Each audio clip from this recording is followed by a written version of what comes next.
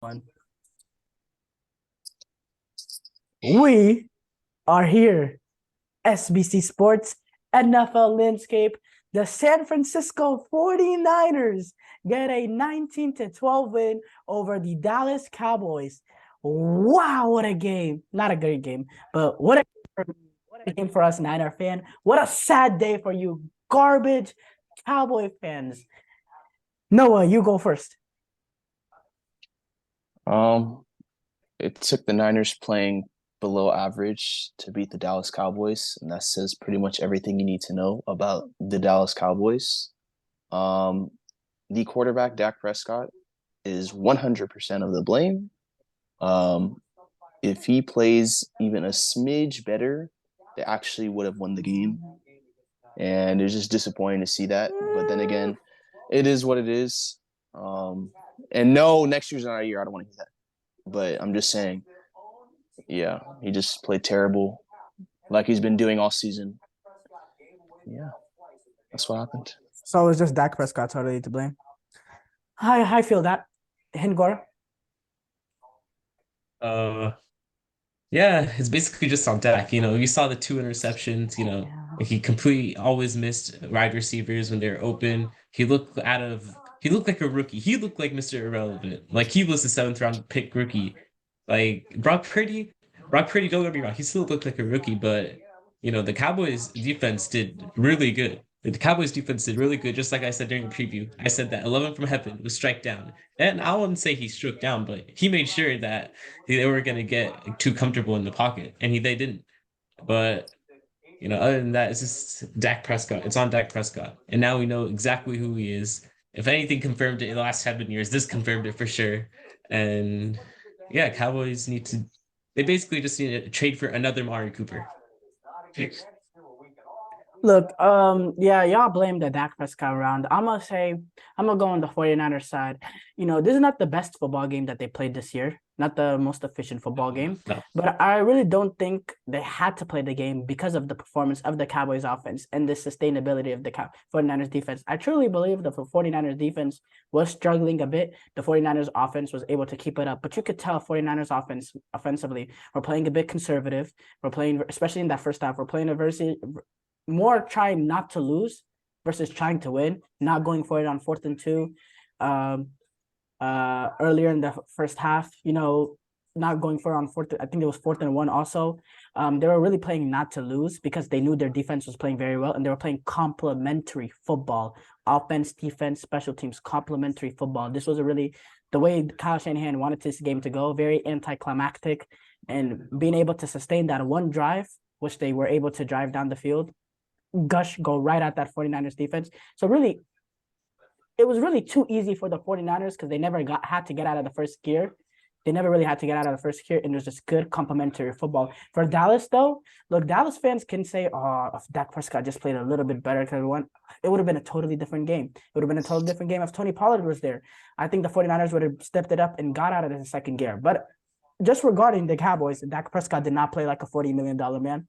In a game where you have Dak Prescott going up against a seventh round rookie, seventh round, the last pick of the draft, the rookie playing a second playoff game, Dak Prescott has to outplay him, and Dak Prescott got outplayed. Simple as that. Dak Prescott got outplayed. Dak Prescott threw two horrible interceptions. Dak Prescott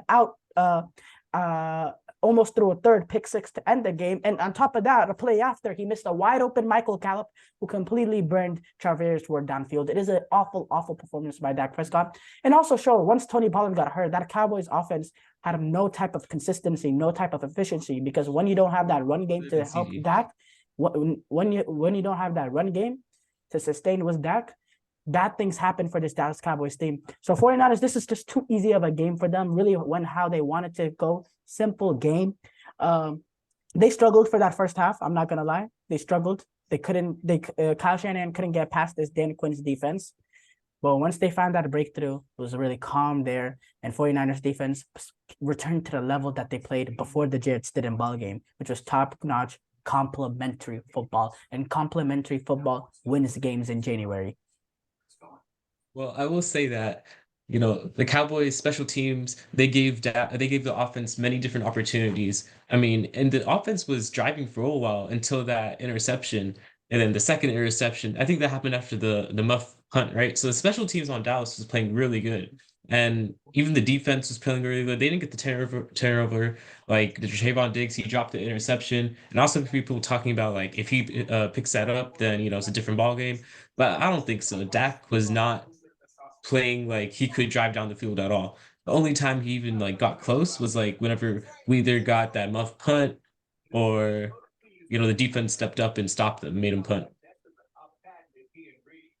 And Dak didn't make the reads he should have, with also the interceptions. There was a time he hit CD when CD was covered by Fred Warner, but T.Y. Hilton was actually wide open for a streak. That would have been a touchdown. Yes, I did remember that. And by the Yeah. way, too, I just want to say Fred Warner was great in this game. He made plays in the backfield. He got that interception. And that play to CD Lamb that he made where he backed out of coverage from the opposite hash of the field and covered CD Lamb down the field. No other current middle linebacker can make that play in football, which I think was a bit assisted by Dak's underthrown of the ball. Because I think if Dak leads CD on that, I don't think Fred Warner is able to get there. So there's two mistakes on that play, by the way. Missing a wide open T.Y. Hilton. And Dak was god-awful throughout the entire game. One of the worst game I've ever seen him play in his career. But credit to the 49ers defense that really shook Dak. You could tell Dak was very, very nervous. I talked about this earlier. He showed the nerves earlier in that Tampa Bay game. But what happened? Well, he realized Tampa Bay was trash and everyone was open by 10 yards and that he had 20 minutes to throw. Well, he didn't have 20 minutes to throw against the Niners, and not everyone was 10, 15 yards open. And once the pressure got collapsed to him, it seemed like every time Dak Prescott got the ball, there was a better chance that the 49ers was going to get on the end of it rather than the Cowboy player. Bad performance by Dak, bad performance by this Cowboys offense. And apart from 49ers, they played complimentary football and, didn't play their best ball game, but got it done. And now they have they have won their chance to go back to back-to-back NFC championship. Great for this 49ers team, great for this 49er organization, great for Kyle Shanahan. And I'm very, very proud to be a 49ers fan. I will say that, the Niners, they didn't look really that good. Like the defense still played. They didn't have to. They didn't have to. But it will matter. I think their defense looked good. Their offense didn't look that good. Yeah, the defense was really good. I mean, stopping a team to 12 points is really good, but and only putting up 19 points. Don't bring me up Brown. Don't bring up kickers right now. But yeah, I mean, the Niners, they have a test coming up against the Eagles, and I don't think the Eagles defense is gonna give them as much problems as the Cowboys defense. So I feel like they can use a lot of what happened in this game. They could use that to their advantage. Because this game was more of a test for their offense than it was for the defense. Yeah, I think the 49ers offense finally settled down when they didn't, because Dan Quinn set this Cowboys defense up. They're a very fast defense, and all these emotions and all that, it didn't trick them at all. When the 49ers finally got out of their own way and said, okay, you know what? We're not going to be able to finesse our way into this. Let's just play good, hold, powerful ball. Let's go straight at the Cowboys. That's when the Dallas struggled to really sustain, because 49ers are a very physical bully ball team. Once we were able to go run down the middle, play bully ball, that's when we were able to get our offense going. So, yeah, that's just the 49ers DNA. 49ers whether it was Deebo Samuel, Juszczyk, Elijah Mitchell, CMC, or even Brock Purdy, like he started running too. Like they could run. George Kittle. Yeah, everyone could run. That's our reaction for 49ers Cowboys, guys. Thank you.